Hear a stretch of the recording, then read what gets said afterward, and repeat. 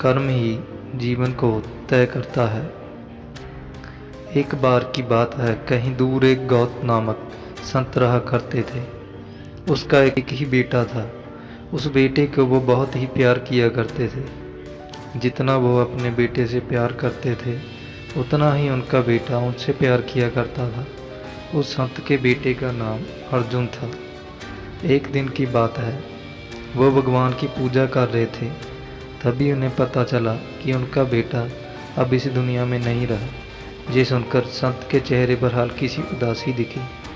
फिर से वो सामान्य हो गए। लड़के का शव आया। तभी संत के पास एक शिकारी आया। शिकारी कहने लगा, महाराज, आपके बेटे की मृत्यु का कारण ये सांप है। इस सांप ने ही आपके बेटे को काटकर मौत के घाट उतार दिया। अब आप ही बताएं कि मैं सांप के साथ क्या करूं? क्या मैं सांप को टुकड़ों में काटकर मार दूं या फिर गर्म तेल में डालकर मार दूं? संत महाराज ने कहा, आप इसके साथ कुछ भी ना करें। हमारा धर्म ये नहीं कहता है कि किसी को मारा जाए। अब इसको मार देने के बाद भी मेरा बेटा जीवन नहीं हो सकता है, तो फिर इसे क्यों मारा जाए? इसको जो अच्छा लगा इसने वो किया। संत और शिकारी की बात को सुनकर सांप भी इंसान की भाषा में बोल उठा। सांप ने कहा, महाराज, आपके बेटे की मौत का कारण मैं नहीं हूँ, बल्कि मृत्यु के देवता ने ही मुझे बढ़ावा दिया है कि मैं आपके बेटे को डस लूँ, और मैंने आपके बेटे को डस लिया। अभी इसकी बात हो ही रही थी, तभी मृत्यु देवता भी वहाँ आ गया।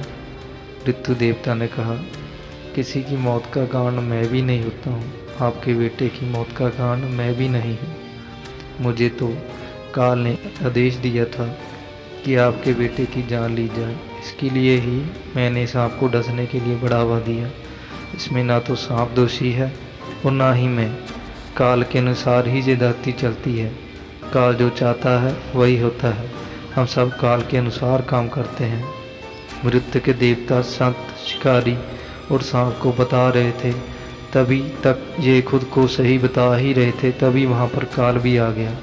काल ने कहा, मैं भी किसी काम के लिए जिम्मेदार नहीं हूँ। जो कुछ भी किसी के साथ होता है उसके लिए उसका कर्म ही जिम्मेदार होता है। इस लड़के की मौत का कारण इसके पिछले जन्म के कर्म जिम्मेदार हैं। जो भी जैसा कर्म करता है उसको वैसा ही जन्म और मृत्यु मिलता है। इस कहानी से हमें ये ज्ञान मिलता है कि हमें हमेशा अच्छा कर्म करना चाहिए। कर्म ही हमारे सामने फल के रूप में मिलता है।